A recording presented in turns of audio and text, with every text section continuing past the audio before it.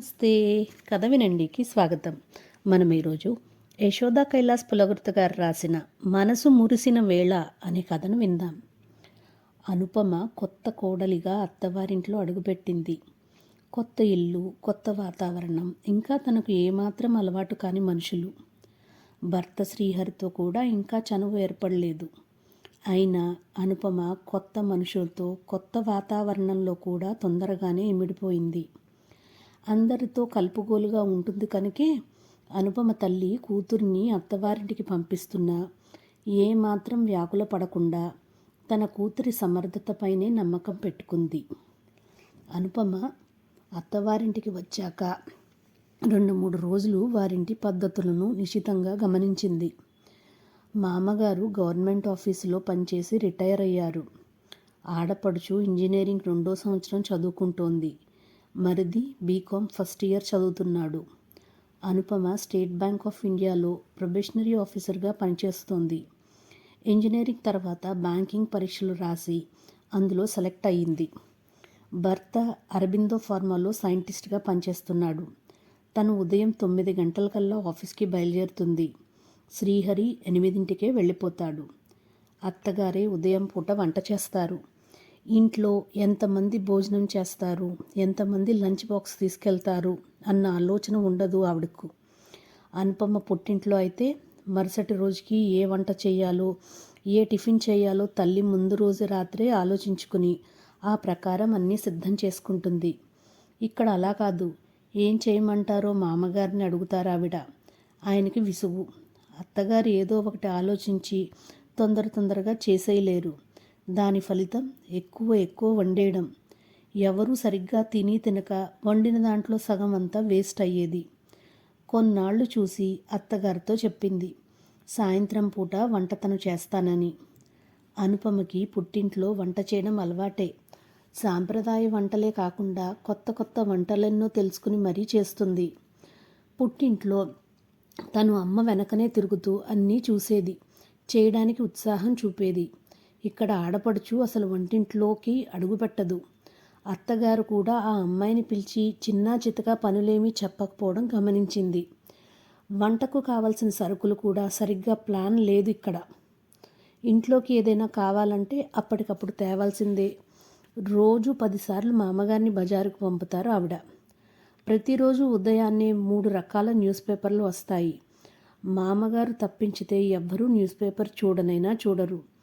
పిల్లలు ఎంత అడిగితే అంత డబ్బు ఇచ్చేయడం, ఎందుకు ఏమిటి అని ప్రశ్నించకుండా లేనిపోని ఆర్భాటాలు, హంగులు ఇంటి నిండా. అందుకే ఇంతవరకు సొంత ఇంటిని కూడా అమర్చుకోలేకపోయారు. వాళ్ళుంటున్న 3 బెడ్రూమ్స్ అపార్ట్మెంట్కి 20,000 అద్దె. ఒక పద్ధతి, ప్రణాళిక లేని సంసారంగా అనిపించింది అనుపమకి.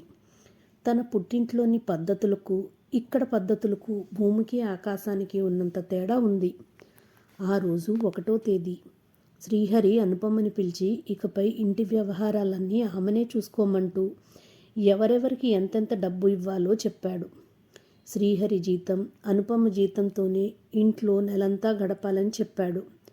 వద్దన్న తండ్రి ప్రతి నెల 10,000 ఇస్తూ ఉంటారని, చెల్లెలకి తమ్ముడికి కాలేజీ ఫీజులు ఆయనే కడతారని చెప్పాడు. ఇంక నువ్వే ఈ ఇంటికి ఫైనాన్స్ మినిస్టర్ అంటూ జోక్ చేశాడు. ఏం మీరు అంతా చూసుకుంటున్నారుగా, హరి ఏమైంది సడన్గా? అయినా నేను చూసుకోవడం ఏంటి? నేను అసలుకే పిసినారిదాన్ని. ప్రతిదీ శల్య పరీక్షలు చేస్తాను. నా మూలంగా ఇంట్లో ఏమైనా సమస్యలు తలెత్తితే అంది అనుపమ. ఇంతోటి వ్యవహారానికి సమస్యలు ఏంటి అను? ఏం మెయింటైన్ చేయలేవా మరి? అదేం కాదు, చేయలేక కాదు, మీకంటే ప్లాన్డ్గా చేయగలను. కాకపోతే ఇంట్లో మనుషుల తీరుపై కాస్త కఠినంగా ప్రవర్తించవలసి వస్తుంది. అది మన ఇంటి బాగోగుల కోసమే సుమా. అబ్బా, ఇదేదో పెద్ద అంతర్జాతీయ సమస్యేనా అంతగా ఆలోచించడానికి? నేను అమ్మకి నాన్నగారికి కూడా చెప్పేశాను. ఇక నుండి ఏది కావాలన్నా అనుపమ్మకే చెప్పమని, నాకు వీలు కావడం లేదని. నాన్నగారు అమ్మ సరేలేరా, కోడలు ఏమైనా పరాయి మనిషా అన్నారు. నా ATM card, bank cheque books అన్నీ నీ బీరువాలో పెట్టాను, అన్నీ చూసుకో మరి అంటూ నిద్ర వస్తోందని బెడ్రూమ్కి వెళ్ళిపోయాడు. ఇంకా అనుపమ తను అనుకున్నట్లుగా తన ఆలోచనలన్నిటినీ ఆచరణలో పెట్టింది. మామగారిని మెల్లగా అడిగింది, మామయ్య గారు మీరు ఏ న్యూస్ పేపర్ చదువుతారు అని. ఆయన చెప్పగానే మిగతావి ఎవరూ చదవనప్పుడు అనవసరం కదా మామయ్య అంది. అవునమ్మా, నేను హరికి 2-3 సార్లు చెప్పాను కూడా, వాడు పట్టించుకోలేదు అన్నారాయన. వెంటనే ఆయన చదవని న్యూస్ పేపర్లని వేయవద్దని పేపర్ బాయ్కి చెప్పేసింది. నెలకు సరిపడా ఇంట్లోకి సరుకులు ఏం కావాలో అత్తగారిని అడిగి లిస్టు తయారు చేసింది. పాలు కావలసిన వాటికంటే అదనంగా 2-3 ప్యాకెట్లు తెప్పించడం, అవి వాడకపోవడం, విరిగితే బయట పారబోయడం చూసింది. వెంటనే పాల ప్యాకెట్లు తగ్గించేసి అవసరం అనుకున్నప్పుడు అదనంగా తెప్పించసాగింది. అలాగే వాళ్ళు రెగ్యులర్గా వాడే మందులు కూడా నెలకి ఒకేసారి తెప్పించేది. కూరగాయలు కూడా వారానికి ఒకసారే తెప్పించేది. దాంతో మాటిమాటికి మామగారు సంచి తీసుకువెళ్ళడం తగ్గిపోయింది. అలాగే ముందు రోజు రాత్రే ఎవరెవరు టిఫిన్ తిని వెళ్తారో, లంచ్ బాక్స్ ఎవరెవరు తీసుకెళ్తారో కనుక్కుని మర్నాడు ఏమేమి తయారు చేయాలో ముందుగానే అత్తగారికి చెప్పేది. కొన్ని కాయగూరలు ముందు రోజు రాత్రే అనుపమ తరిగి రెడీ చేసేది. సాయంత్రం పూట అనుపమ వంట చేస్తున్నప్పుడు ఆడపడుచు శిరీషను పిలిచి సరదాగా కబుర్లు చెప్తూ ఆమెతో చిన్న చిన్న పనులు చేయించేది. రాత్రిపూట అందరూ ఒకేసారి కలిసి కూర్చుని డిన్నర్ చేసేలా ఏర్పాటు చేసింది. దాంతో వండిన పదార్థాలు కాస్త ఎక్కువైనా అందరికీ తలో కాస్త సర్దేయడంతో మిగులు తగులు ఉండేది కాదు. ఎక్కడెక్కడ వేస్టేజ్ జరుగుతోందో, ఎక్కడెక్కడ అనవసరపు ఖర్చులు జరుగుతున్నాయో గమనించి ఆ ప్రకారం ప్లాన్ చేసేది.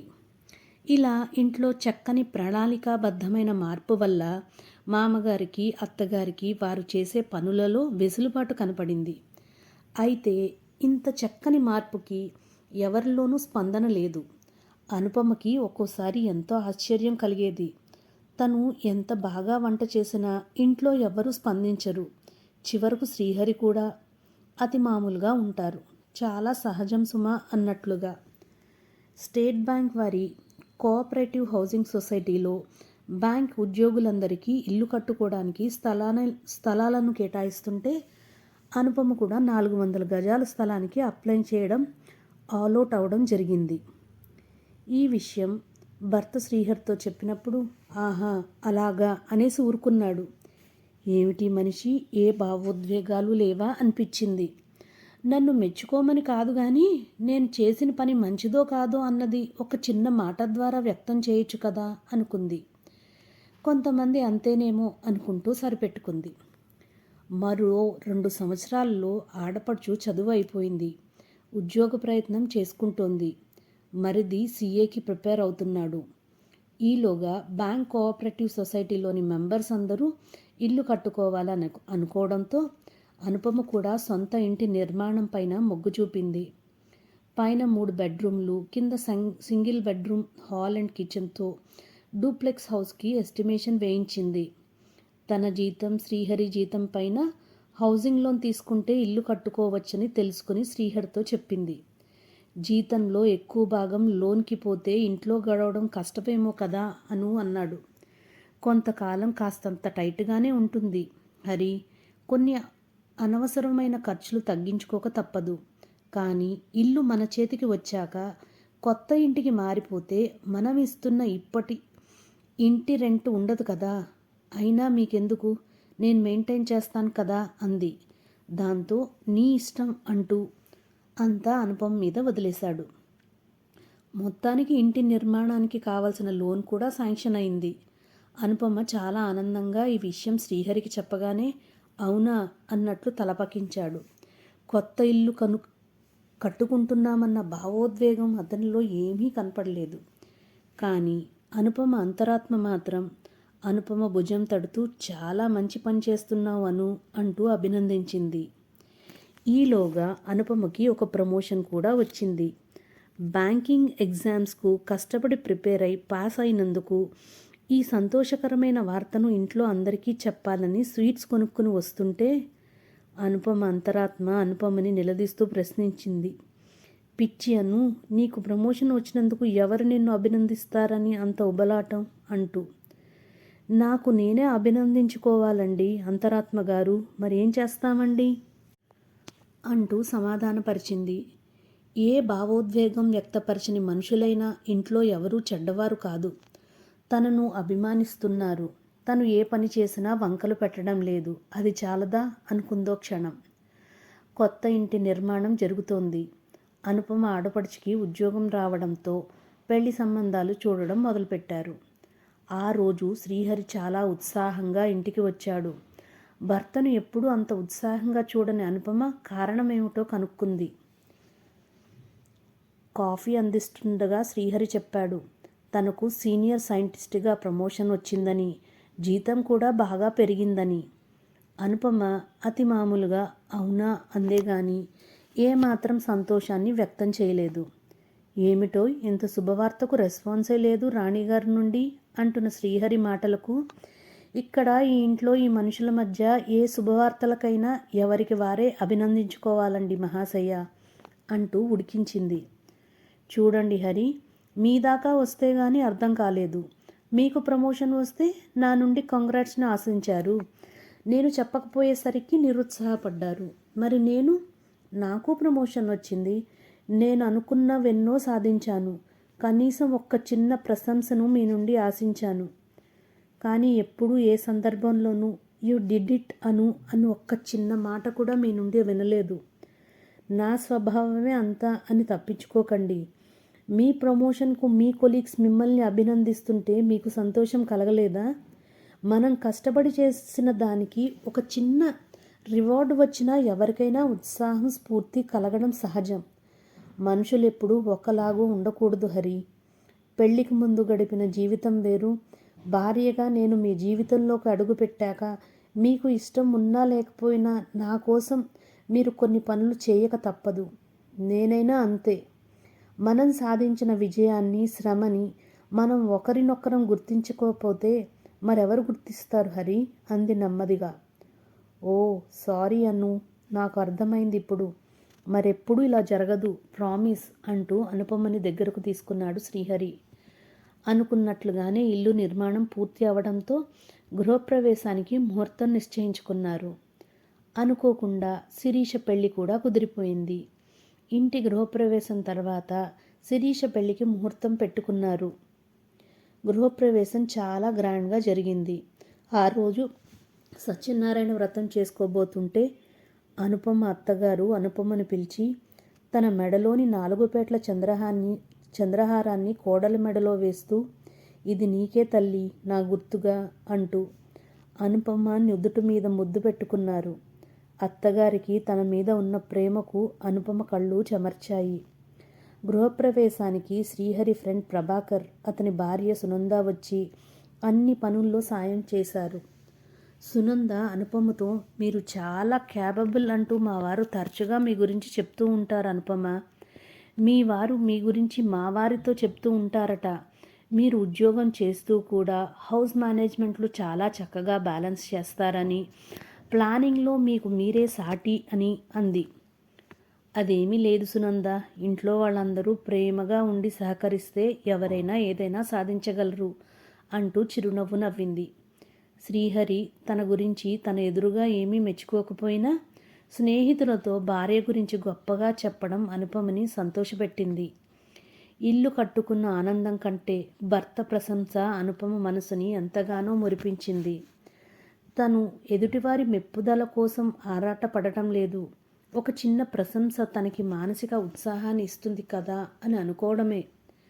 ఫంక్షన్ హడావిడి, అలసట అంతా తీరిపోయాక అనుపమ మామగారు కూతురి పెళ్లికి ఎంత ఖర్చు అవుతుందో అని లెక్కలేసుకుంటున్న తరుణంలో అనుపమ 5 లక్షలకు చెక్కు రాసి, శిరీష పెళ్లి ఖర్చులకు వాడండి మామయ్య అంటూ ఆయన చేతిలో పెట్టింది.